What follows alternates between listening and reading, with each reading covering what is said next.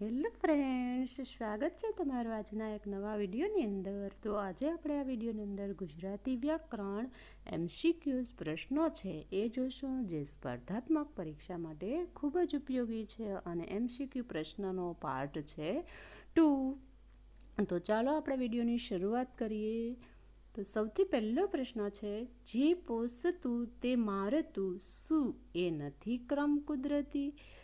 છંદ ઓળખાવો. તો છંદની અંદર સૌથી પહેલાં છે આપણે અક્ષરો ગણીએ છીએ. જો અક્ષરો ન થતા હોય તો એ છંદ માત્રા મેળવે છે, અને જો માત્રાઓ નથી થતી હોય તો અક્ષર મેળવે જાય છે. તો અક્ષરો ગણીએ તો અક્ષર છે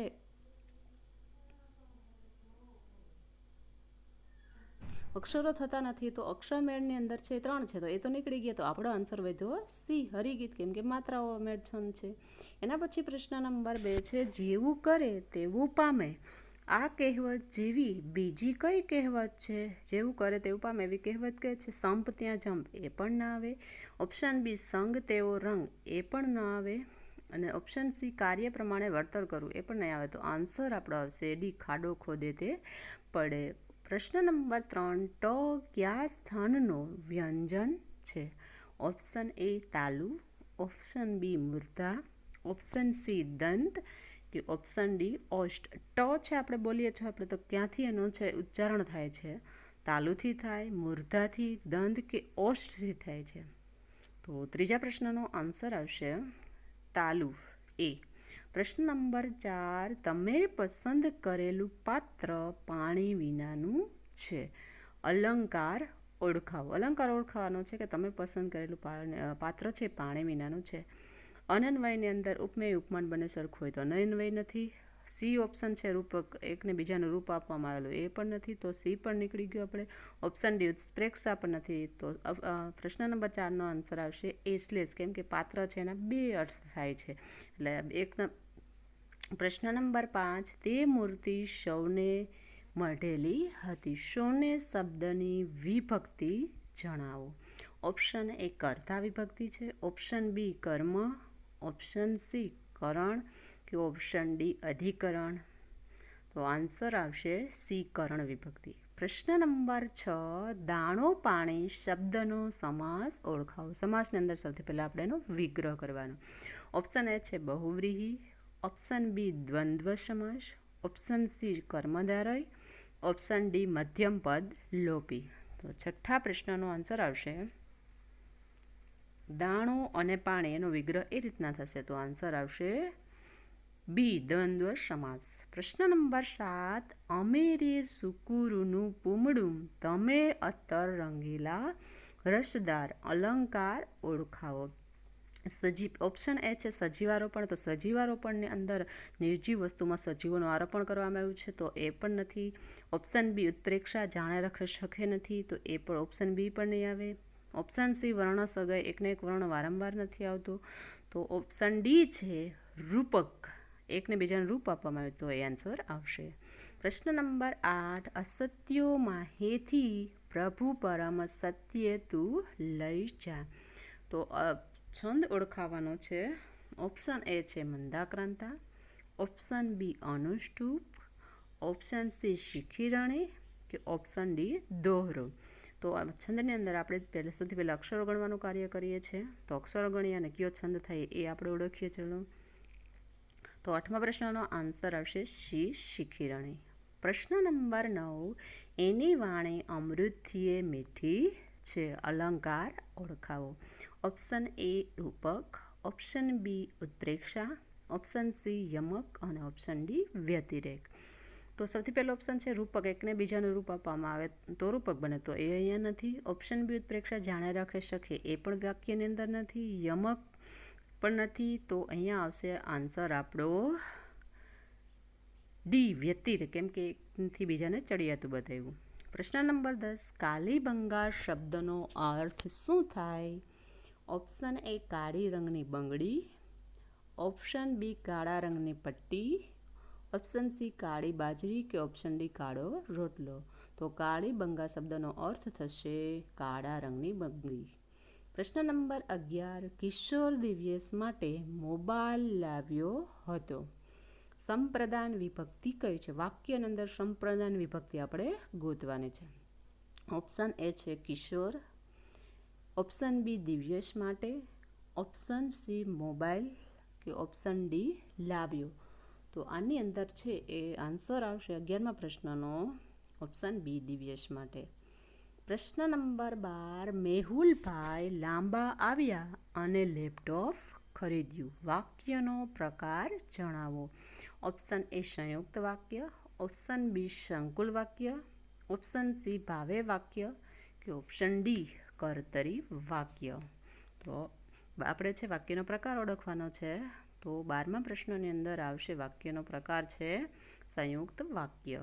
પ્રશ્ન નંબર 13, ગુસ્સો શબ્દની સંજ્ઞાનો પ્રકાર જણાવો. ઓપ્શન એ જાતિવાચક, ઓપ્શન બી સમૂહવાચક, ઓપ્શન સી ભાવવાચક કે ઓપ્શન ડી દ્રવ્યવાચક. ગુસ્સો છે કયા સંજ્ઞાની અંદર આવે છે? તો આન્સર આવશે સી ભાવવાચક. પ્રશ્ન નંબર 14, ગુણ શબ્દનો અર્થ આપો. ઓપ્શન એ વિશેષતા, ઓપ્શન બી અનાજ ભરવાનો થેલો, ઓપ્શન સી લાક્ષણિકતા કે ઓપ્શન ડી અવગુણ. તો ગુણ શબ્દનો અર્થ થશે ઓપ્શન બી અનાજ ભરવાનો થેલો.